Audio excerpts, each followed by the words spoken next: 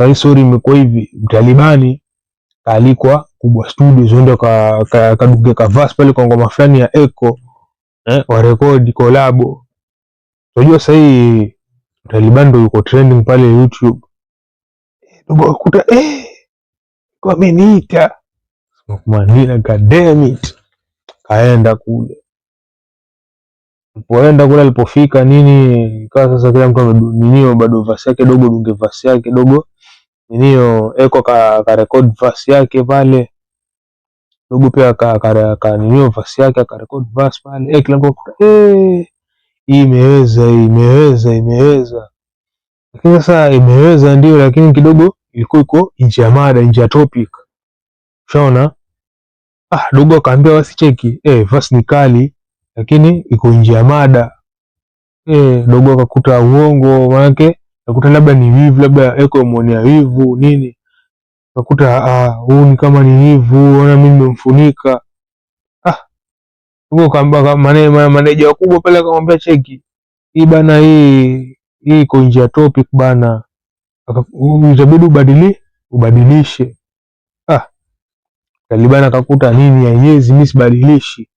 Kama vipi bana, kama si lazima bana mimi najichukua. Ndio hapo sasa ikawa ile kuvutana nini akamwambia wewe nenda. Si dogo kajichukua, sijui yeye ndo kwa trending. Dogo huyo kajichukua hapa. Unajua shida moja na upcoming artists ama rising artists huwa ni wakishapata attention kidogo tu ama views kidogo pale YouTube wanamea pembe, wanafura kichwa.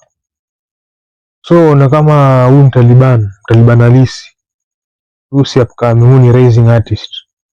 Sasa mpata views kiasi na attention kiasi kutoka kwa mafans, ajiona sasa ndo amefika. Attention kidogo, tuna views kidogo pale YouTube, mdanganya Efra ya shamia pembe, sasa ajiona ashafika. Sasa bro, Echo 254 amekuwa kwa hii industry, kwa hii game mazee tangu kitambo bana. So mazee, I thought it was better ungemsikiliza. Unajua sometimes mazee kama unataka kufaidi, kwa chini nifanye mjinga ndio utafaidi, utapata yale mengi. Kwa mjinga ndio utafaidi. Sasa bro, wewe jiona sasa kwani nini utaniambia nini, kwani wewe ndio umeniita. Bro, Mito Kubwa Studios kwa record tu, yani pale amekurekebisha. Bro bana, anaona hii verse yako bana haiendani na hii mada. Juu mada yenyewe ilikuwa ni kuhusu kwa club mapiga sherehe nini, yani wajijamba ni.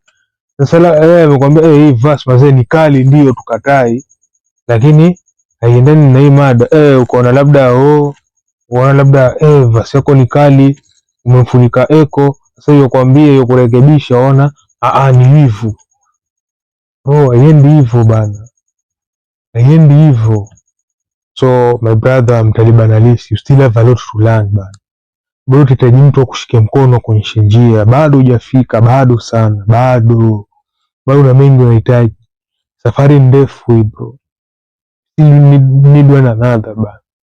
Kifanya nunda sasa hivi mazee ta tripu na hiyo utakuwa sando downfall yako. Unajua sasa ukisikiza pia wengine bana, ukisikiza mashabiki sana mazee, ukianguka mazee mashabiki watakucheka, alipata fame kidogo akajiona amefika nini. Hao mashabiki wao pia wataweza kuongea mbaya. Punguza kiburi bro, punguza ujeuri, bado hujafika. Kumbuka bro, sikio lipiti kichwa mazee.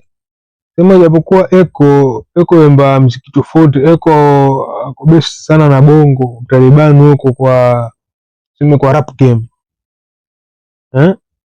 Lakini bado yeye ni mkongwe, amekuwa kwa industry tangu zamani. Wewe ndio umeanza, wewe ni wajuzi. Si juzi, tuseme jana, yani ndo sasa ndo anza kupokea.